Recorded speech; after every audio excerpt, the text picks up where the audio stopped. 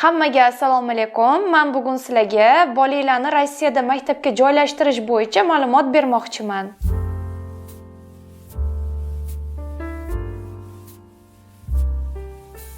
Oldin Rossiyada necha xil maktab turlari borligi haqida sizlarga aytib o'tmoqchiman.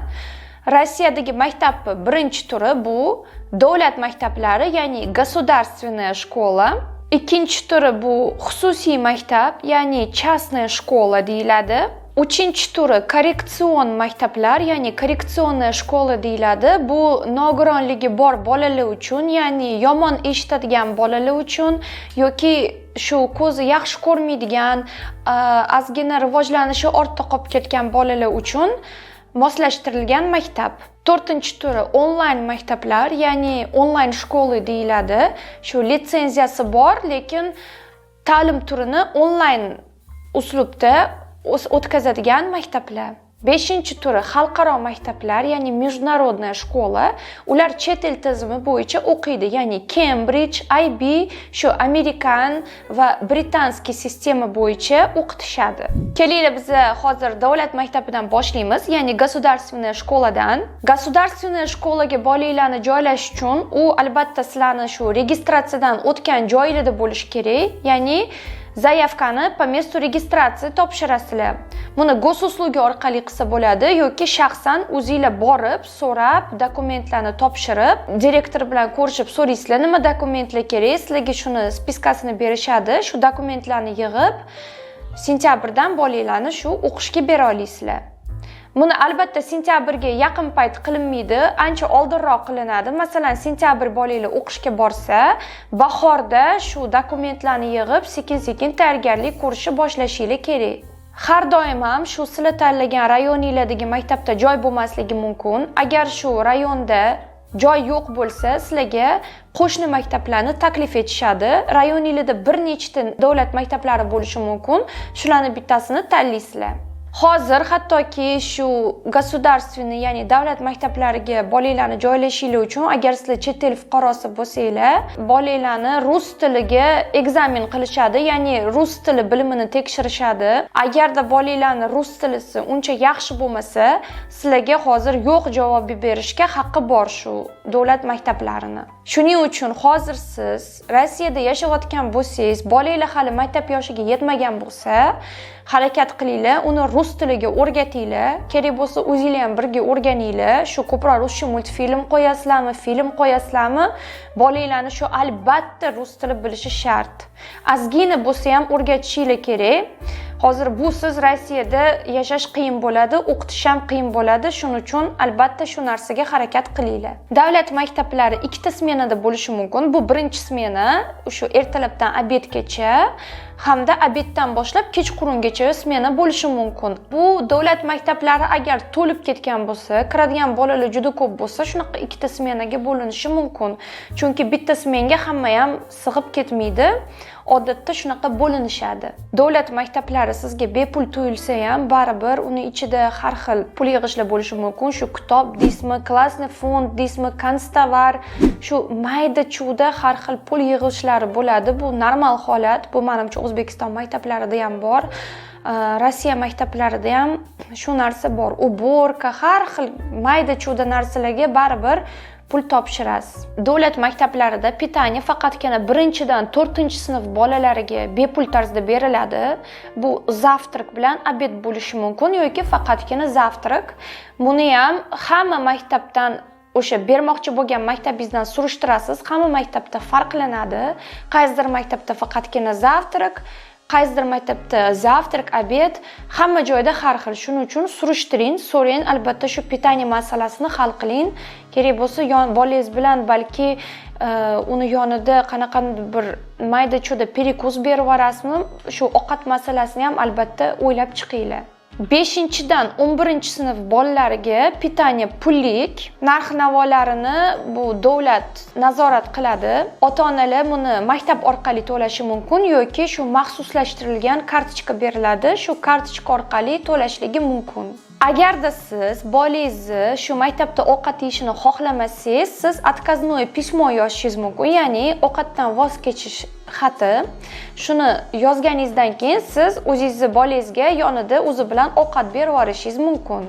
Endi частный shkola masalasiga kelsak, albatta частный maktablar государственныйdan ko'ra sal yaxshiroq bo'ladi. Buni hamma bilsa kerak. Birinchidan, uni farqi u ko'p частный maktablar ertalab 8 dan boshlab kechqurun 5-6 gacha olib qolishi mumkin. Hattoki soat 7 gacha ushlab turadigan частный maktablar ham bor. Narxlari har xil bo'ladi. Shu 20 ming, 15 ming rubldan boshlab to shu 250 ming rublgacha maktablar bor. Bir oyda to'laysizlar shuni. Shunaqa vaziyatlar bo'ladi. Частный maktabga mana pulinglar tayyor bermoqchisizlar, lekin sizlarni olmaydi. Частный maktablarning ham har xili bor. Ba'zilari test asosida oladi, ya'ni sizni bolangizni bilimini tekshiradi, rus tiliga, logika, logopediya, har xil savollar berishi mumkin. Agar sizni bolangiz shu bir talantli bo'lsa, faqatgina shu holda olishi mumkin. Hamma частный maktab ham bilingki, mana senga pul, mana senga bola desangiz, olishga tayyor emas.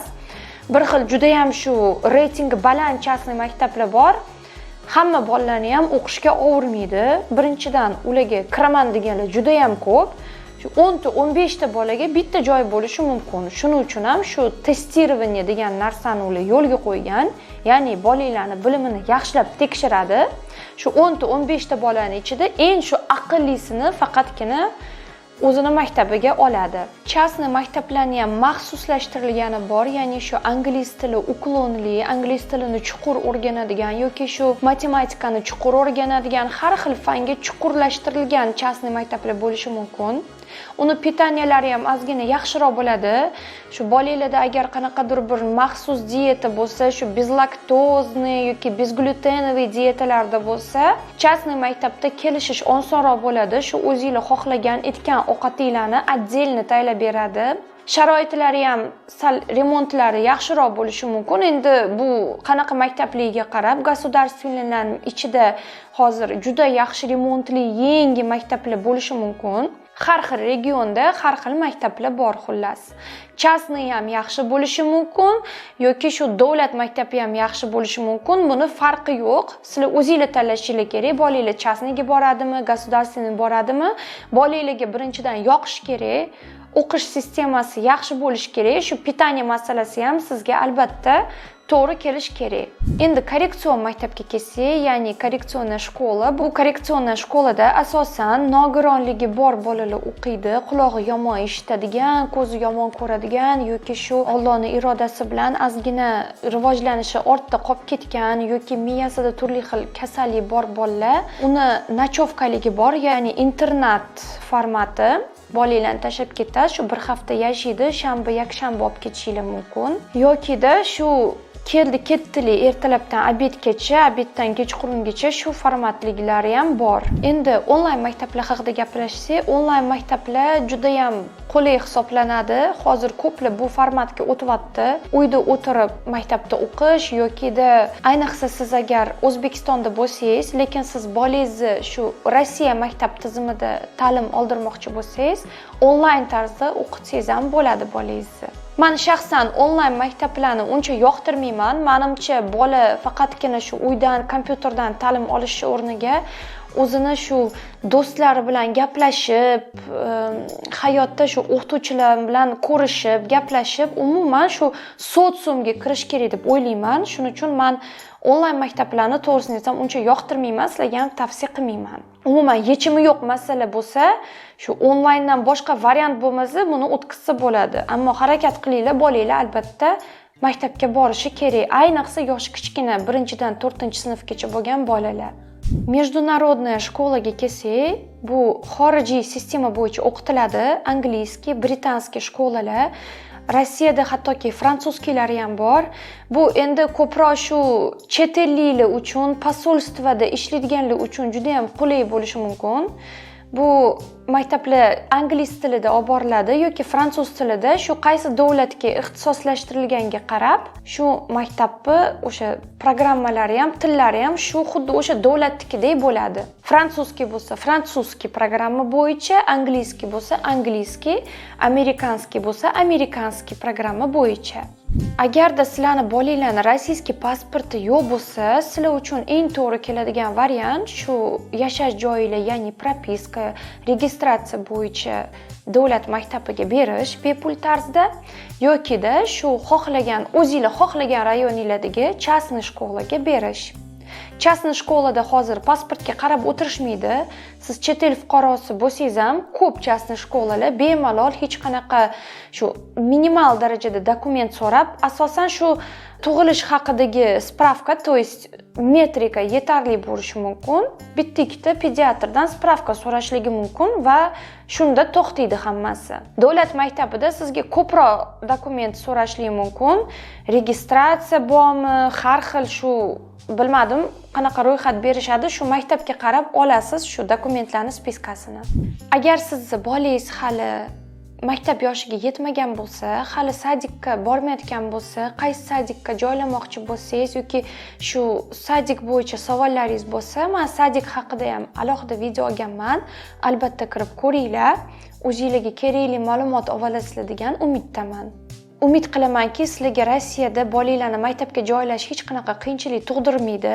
Eslatib o'taman, albatta rus tilini o'rganinglar, o'zingizlar ham, bolanglar ham. Chunki vaziyatni ko'rib turibsizlar, hozir rus tilisiz juda ham qiyin bo'lib ketyapti. Har xil shu repetitor bo'ladimi yoki shu multik, kino, o'zingizlar agar rus tilini yaxshi bilib, bolanglar bilmasa, albatta ko'proq rus tilida gaplashinglar. Bu Rossiyada rus tilisiz baribir hayot bo'lmaydi. Shuning uchun albatta shu narsaga harakat qilinglar. Agarda siz bolangizni o'sha maktabga joylashtirib bo'lgan bo'lsangiz yoki sadikka joylashtirib bo'lgan bo'lsangiz, iltimos kommentariyada yozib yuboringlar, qaysi maktabga joylashtirdinglar. Agar частный maktabga borsa, qaysi частный maktabga boradi, necha pul to'laysizlar, sharoitlari qanaqa, iltimos hammasini yozinglar. Menga bu juda ham qiziq. Menga bu kelajakda ma'lumot yig'ishga ham juda katta foydali bo'ladi. Shuning uchun sizlardan kommentariy albatta kutib qolaman. Sizlarga va oilangizga sihat, salomatlik tilayman. Ko'rishguncha xayr.